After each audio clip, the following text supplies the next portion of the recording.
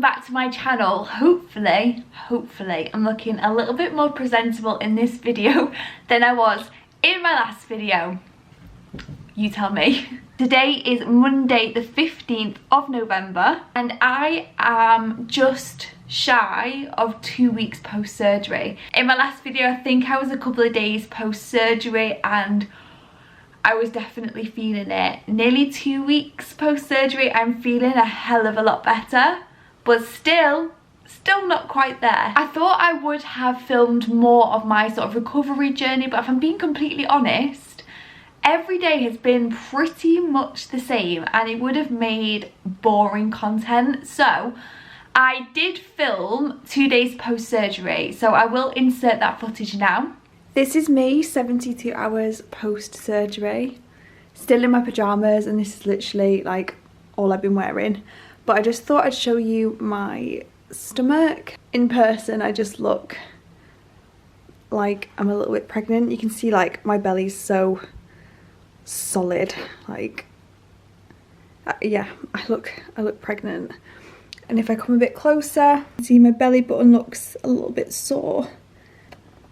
I've got 3 incisions, so I've got one on that side, one on my right side, and down there on my bikini line.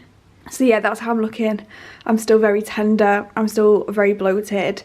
My legs are swollen, like my feet are swollen. But yeah, I just thought I'd show you what I'm looking like 72 hours post-surgery. As you can see, like I'm really out of breath, like it takes a lot of effort for me to like get up and walk around. I've still got a sore throat and my chest is really tight. I'm also bleeding and I don't know whether it's like post-surgery bleeding or if it's my period. Just thought I would do a quick update on what they're looking like at the moment and then we can see how they get better over time. But that is all I really filmed because honestly every day has been getting up in the morning and sitting on the sofa, and I've literally not really moved. So I thought today I'll pick up the camera and do a bit of a day in the life post-recovery and talk you through some of the symptoms I'm still experiencing post-recovery and an incident that happened last night, because I've been pretty good post-surgery with like crying. I cried the day I got home from hospital. Everything was a little bit overwhelming. My nose is running. But otherwise I haven't really cried that much, but yesterday there was a lot of tears. So yeah, welcome to like the next stage of my YouTube channel. You know, I started off by talking about trying to conceive, then finding out I had PCOS, finding out I had endometriosis, having surgery, and now we're back to healing and trying to conceive again. So I'm really excited for like a whole new chapter of my channel, and today I'm just going to focus on running you through recovery and what the plan is going forward in terms of trying to conceive again and hopefully being a little bit more successful. So this morning I got up, I had breakfast, same breakfast as always, literally just an omelette, some chicken, so I usually have some ham or some chicken, some kind of protein, and then just some yogurt with 0 added sugar. Alpro yogurt was just like soy yogurt, and also I mixed in some protein powder in there for extra protein, and that is what I have pretty much most mornings. At the weekend I might have some like protein waffles, protein pancakes, something like that. Generally I tend to eat a high protein breakfast to make sure that my blood sugar levels don't start going crazy first thing. I find if I have carbs for breakfast or a high sugar breakfast, I'm literally on that sugar train all day, like high crash, constant. So I tend to make sure I have a high protein, high fat breakfast, and that honestly keeps me full for like 4 hours until around 2 o'clock for lunch. So that's what I've had for breakfast. I'm up, I am ready, and I'm about to do the longest walk that I've done post-surgery. So about 10 days in maybe, I was able to like walk around the block, but that was my first achievement, and I'm gonna walk a little bit further.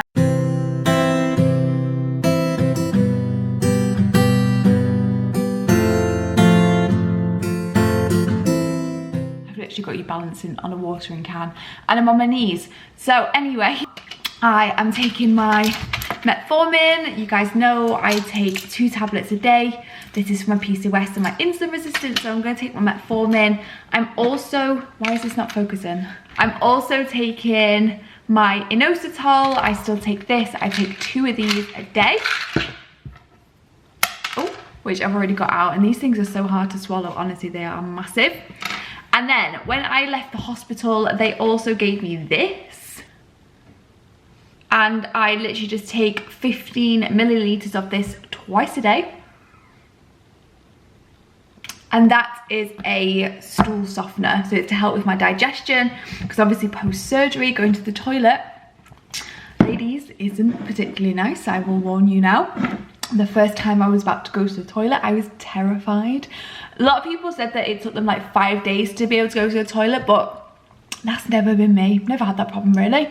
I was able to go the next day, which was quite soon post-surgery. I was terrified.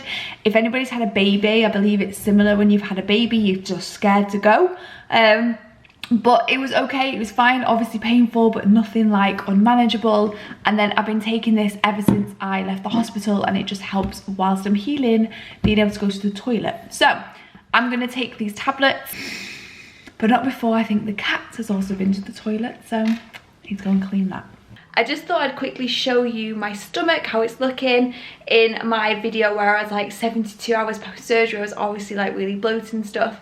Probably should have done this first thing because I have had breakfast, but I thought I'd just quickly show you what I'm looking like at the moment. Baggy tops are definitely my go-to at the moment. Sorry, the lighting isn't amazing. And also high-waisted, anything high-waisted. But yeah, this is what my stomach is looking like at the moment. So as I say, I'm a little bit bloated because I've just had breakfast, but normally when I wake up in the morning, like, this is quite flat, and then I've still got this bump at the bottom here. But yeah, not looking too bad, just a little bit bloated today. And then I have got 1 incision here. It is so teeny weeny, and a lot of that redness is like still dried blood. And then I'll show you my belly button. Long gone on my abs. So yeah, my belly button, like, the glue is on the inside. Some of it has come off. I've noticed that some of my glue is starting to peel. And then I've got this little incision here. So I have got one further down, but I can't show you that without probably getting my video removed. But yeah, this is what we're looking like at the moment. So things are starting to get a little bit better. I'm definitely healing, and yeah, I'm quite happy. I can't get my belly button bar back in, which is devastating. So yeah, that is what we are looking like at the moment. I'm now just gonna go and maybe do some of my PT course. Yeah, I'll see you guys in a bit. Okay, grab yourself a cup of tea. I've just made myself one, which I decided to have a peppermint tea, forgot I made a peppermint tea, and then put milk in it. So it's going to be interesting. That milky peppermint tea actually isn't that bad. So as I mentioned before, I'm nearly 2 weeks post-surgery, so I thought I would just run you through what recovery has been like since I came home from the hospital. Now, if you're watching this and you've had surgery or you're awaiting surgery, everybody's recovery is completely different, and that's because it completely depends on where your endometriosis is. When the consultant came to see me post-surgery and explained, he said that my bowel was actually stuck to the side of my body, my colon was in like an S shape when it shouldn't be, and the majority of my endometriosis was kind of like in the cavities of my pelvis. My ovaries, my tubes, my womb, like that all looked completely fine. Mine was just like in and around the cavities of my pelvis. So the first thing he said to me was, you're going to be off work for 4 weeks and you cannot drive or do any kind of heavy lifting for 3 weeks. So as you've seen, I've got 3 incisions along the bottom and 1 through my belly button, which means that my core has been pretty useless, like getting myself up, getting myself into bed, etc. I can do it, but it is a strain and it takes me a little while, and slowly as the days went on, that got easier and easier. I needed help showering for like the first 3 days, and then I felt able to get myself in and out of the shower really slowly. So I kind of felt like I was getting better each day, but it was a slow process. And in terms of the pain, my pain was really manageable, and I feel so lucky in that respect. The first night I came out of hospital, I took 2 tablets, 2 codeines, and I was high as a kite.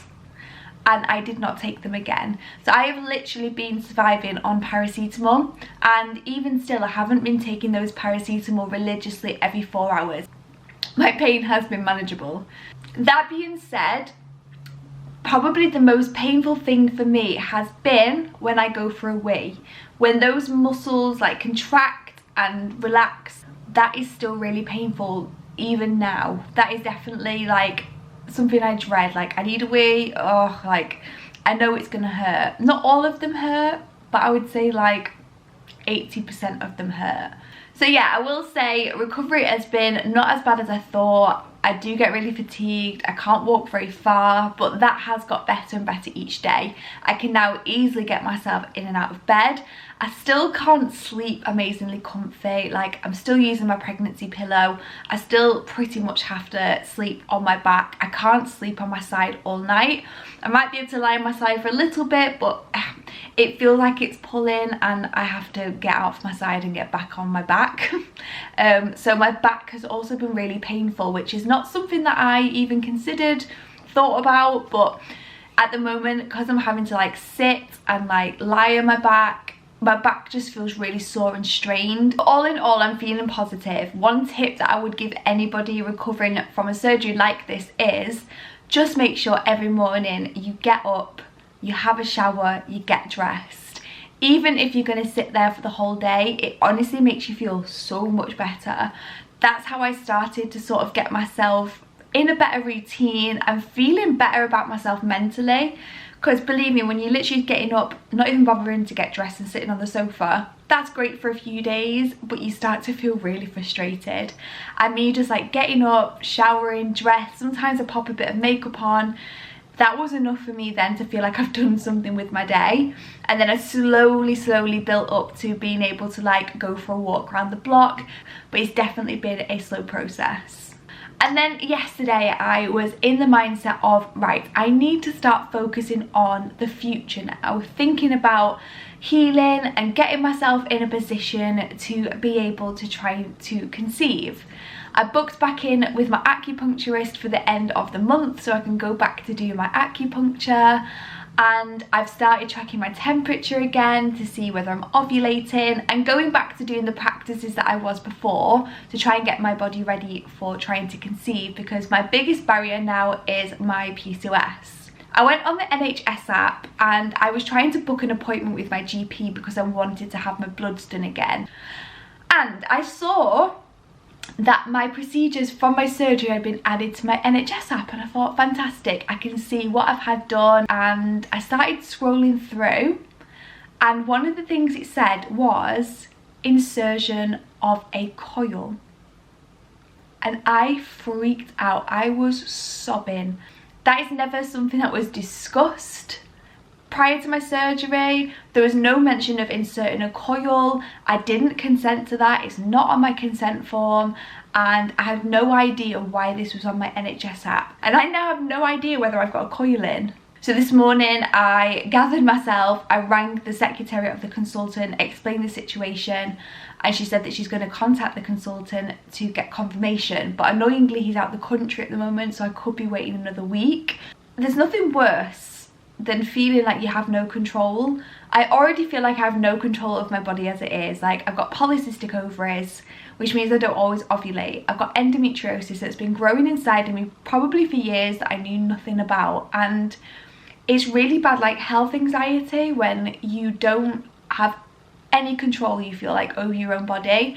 And the fact that I could have had a coil put in without my consent for somebody who's trying to have a baby, it really tipped me over the edge. Yeah, that was just kind of like a spanner in the works to what, I'll be honest, has been quite a good recovery. And I really wanted to make this video because when I go on Instagram and have a look at people who've had endometriosis and the surgery, etc., the happy stories and, you know, the good recovery stories are really far in between. And I ended up having to like unfollow all the endometriosis hashtags, etc. on Instagram like before my surgery, because I felt like there was more negative stories than there was positive stories. So I just wanted to share my story because I feel like My recovery hasn't been that bad. It's been a lot better than I thought. I'm not able to return back to normal life 2 weeks post-surgery. I'm honestly not. And for me, I thought that I would find it more frustrating, but I've been able to accept that, and I know I'm not ready to go back to work. I know I'm not ready to get in a car and drive, and I'm quite accepting of the fact that I just need to heal, and that's fine. So again, my advice would be, don't push it. The more you push, the longer your recovery process is going to take, and I want my 4 weeks off, and then I want to be able to go back to my normal life and do normal things again. So yeah, there we go. I hope you found this video useful. Any questions, leave them down below. Go and follow me over on Instagram, because I've done like a full highlight of like my hospital experience and like post-surgery. I did a little update each day for 7 days post-surgery, and I'll also link down below my hospital video where I filmed whilst I was actually in the hospital. So thank you so much for watching. If you do want to see more of like my TTC journey, what's coming next, don't forget to subscribe, and I will see you in my next video. Bye guys.